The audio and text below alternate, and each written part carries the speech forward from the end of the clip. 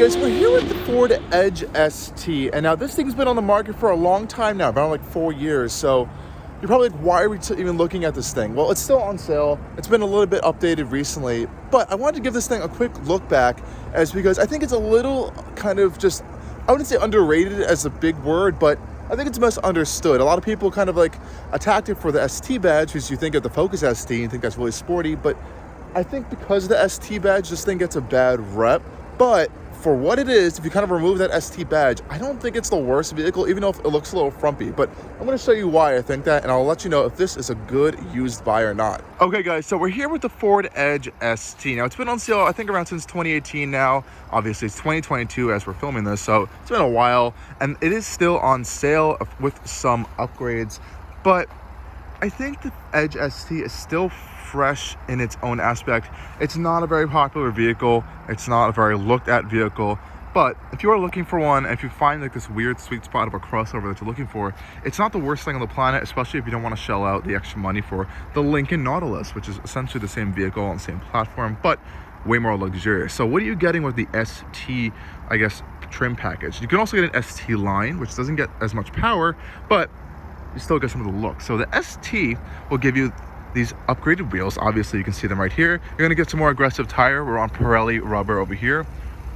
Not bad. I believe these are 20-inch wheels. There is also an optional upgraded brake package you can get, which adds money to the price tag. We also have these new kind of like vertical exhaust tips out back over here. Give it a sportier look with a sportier bumper down here. And of course, the big ST badges all around the exterior. Up front, we also have some sportier upgrades, such as this sportier bumper over here. You can see your fog lights down there, LED headlights up there as well, and this sportier kind of front bumper over here, as well as a sportier grille, and your sporty ST badge right on the side over there, which is pretty nice. Gotta love that. Otherwise, I think it's a fine looking car. I don't really like the shape of it. It's weird, kind of like this minivan crossover shape. So I think, if anything, that's kind of like my least favorite aspect to it. Well, some of the interior materials, but design wise, it's a little bit more sporty, gives a little more of a flair than a regular Edge, which is not the most entertaining vehicle on the planet. If anything that first comes to mind when you think of an Edge is a rental car. So if that helps when you kind of think of an Edge, that's kind of where a lot of people's minds go to. But this is not that bad. I want to take you guys on a tour on the interior, because I think this is actually a pretty nice space. So let's hop in right now. So guys, getting into the Ford Edge, it is on right now, but you do have this ST badge key right here. If it's not going to focus, you can auto stop start the engine on the key fob. You can also open the boot with this by pressing this 2 times. Our power trunk, so let's check that out really quickly.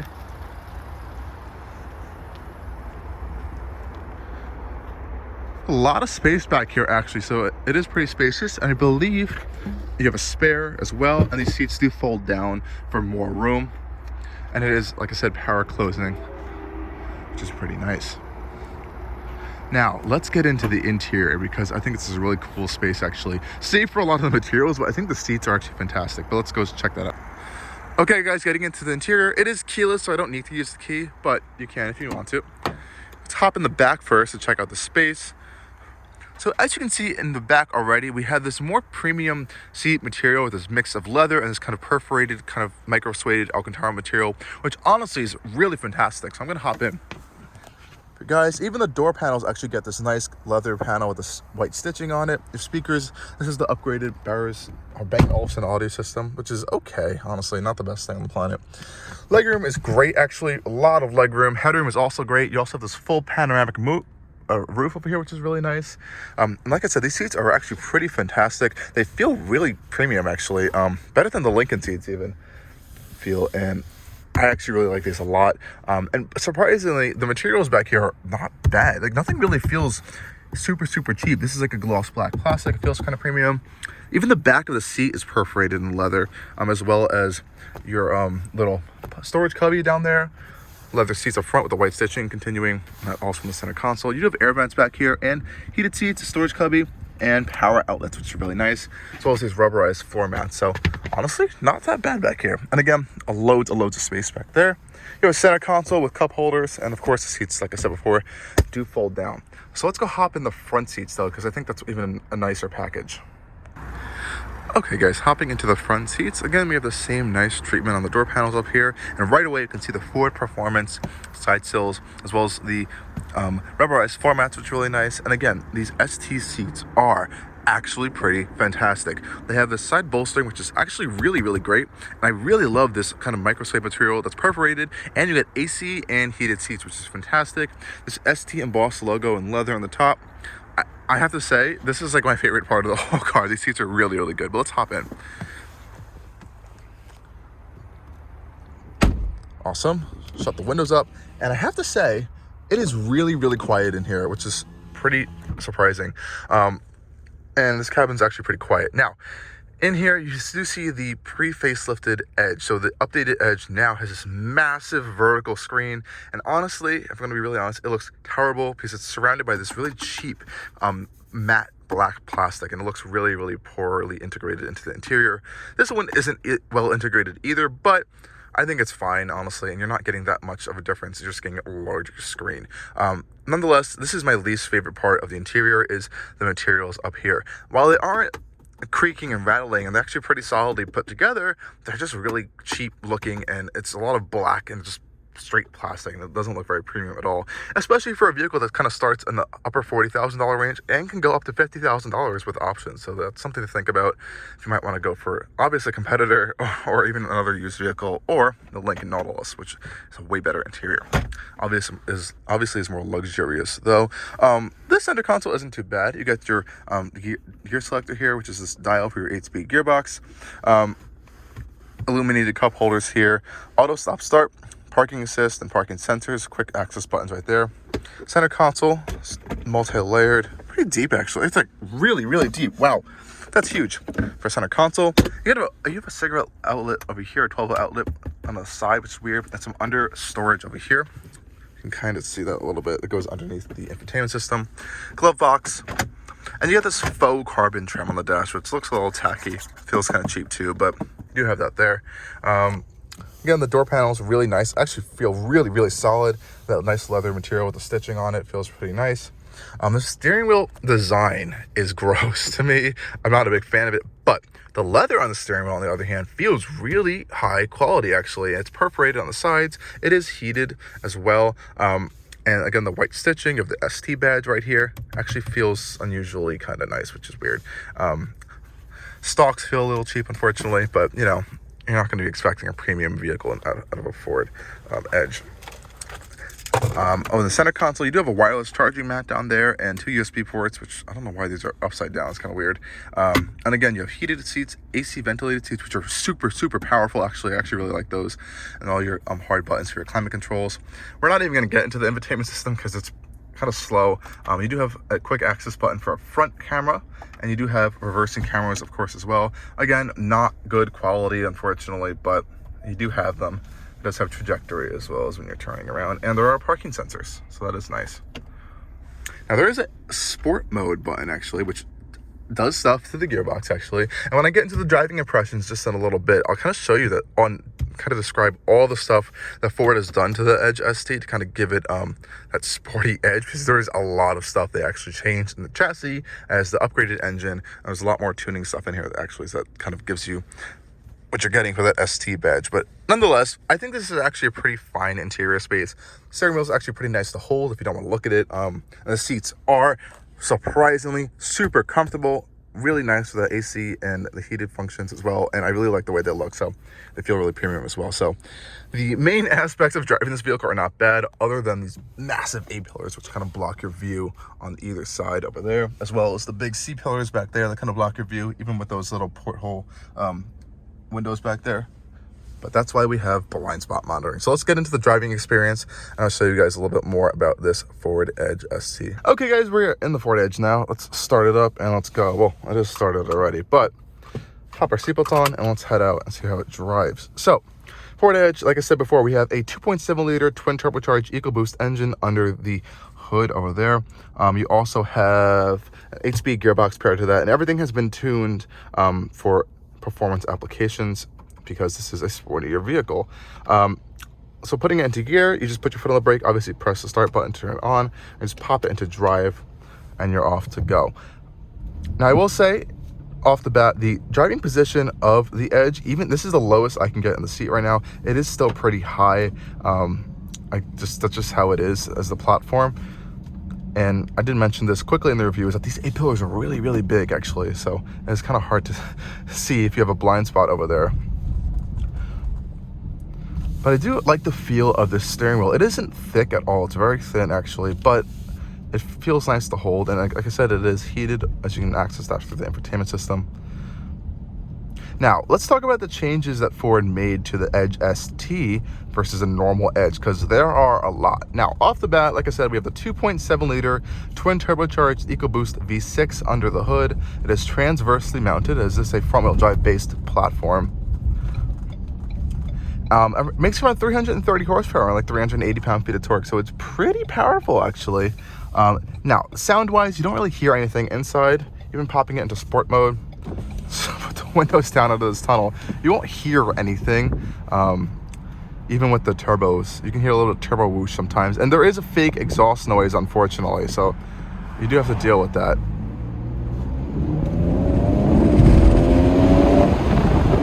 Yeah, it's just a whole bunch of wind. No exhaust noise, no nothing over there.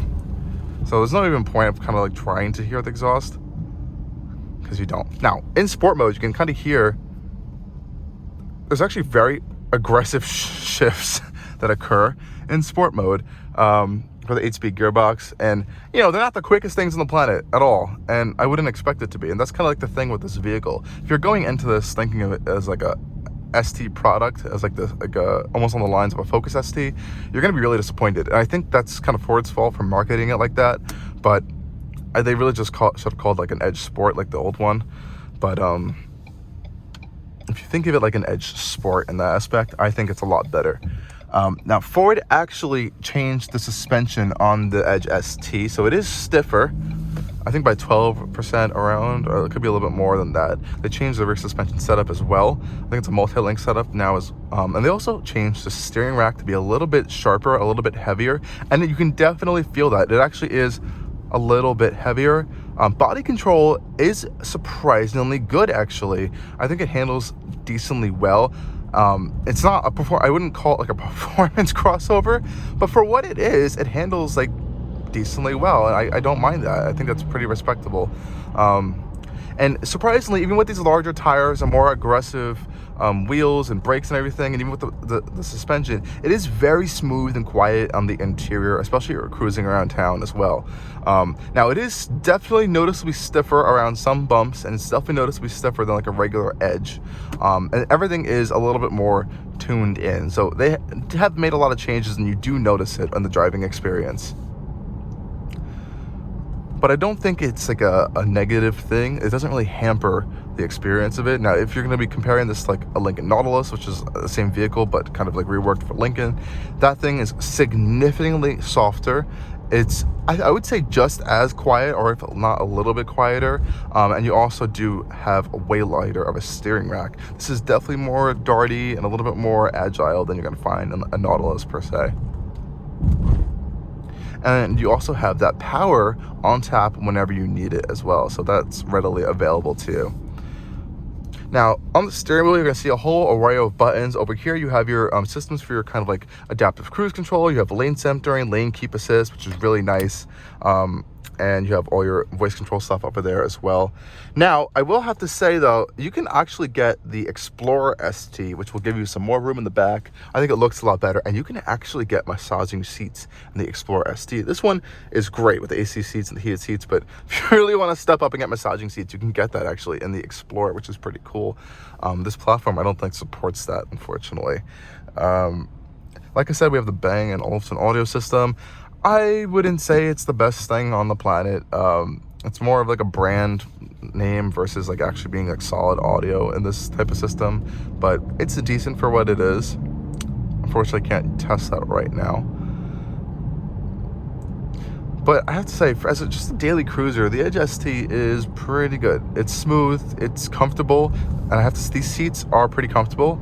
At least for me. If you are, I would say, a little bit on the larger side, these bolsters might be a little uncomfortable for you as they are not adjustable.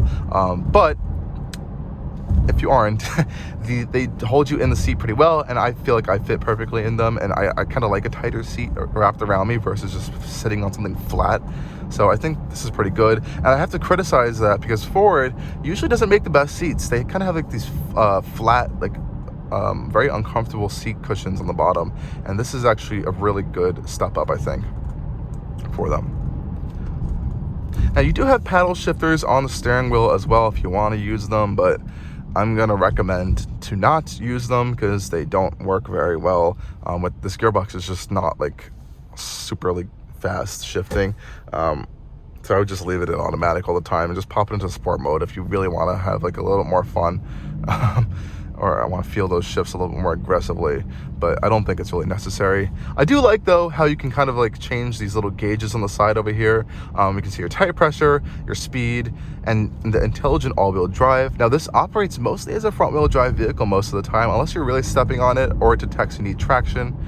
It does have brake-based torque vectoring, so Ford added that in, but there's no like true mechanical torque vectoring, unfortunately. That's just a little above this grade of vehicle. It is cool, though. I do like seeing those graphs to kind of show you where the power is being sent at all times. So that's really where you can confirm that this is mostly a front-wheel drive vehicle most of the time when you're driving it. There is also a turbo boost gauge. I'm not sure if that's coming up on camera right now, but that's really cool. Up to 20 psi of boost. That's pretty high. I haven't seen it get that far, even under hard accelerations, though. A lot of traffic today, and we're going over like pretty hard bumps here, and you can definitely feel that this is a stiffer vehicle, but it doesn't really kind of like come into the cabin as being harsh. It's dampened pretty well. I do actually really like that a lot. And like I said, this is a very comfortable car just to daily drive around. And especially if you want to have that little bit of an extra edge, not to make a pun there, but it does have a little bit of an extra edge over the regular Ford Edge.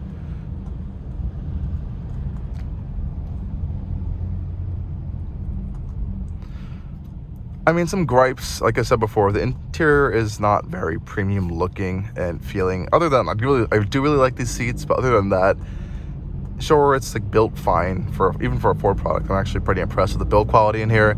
It's just the materials are not very nice looking. The switch gears sometimes a little weird. Like you have climate settings all over the place. There's climate buttons over here that are like not very intuitively laid out, and you have the climate menu within the infotainment system for even more stuff. It's like that looks like something out of like a video game. It's such a confusing mess.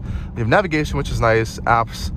Honestly, just throw on Apple CarPlay, Android Auto, and then just be done with it. It's just kind of annoying to kind of fiddle with. You do have ambient lighting in here as well, which is pretty cool, but obviously we can't see that right now because it is daytime. So there is another luxury type feature you're going to get in here. Otherwise, I think that's it. I'm just going to wrap up this drive of the Ford Edge ST. Do I recommend it as a used vehicle? Now, depending on what price you're going to get in, it could be not the worst thing on the planet. Now, for the size of it, you might want something a little bit bigger if you want like a third row or something, but this is a mid-size crossover, so you're not going to find that here. This one, I think, as a 2020 used, has around like 37,000 miles on it.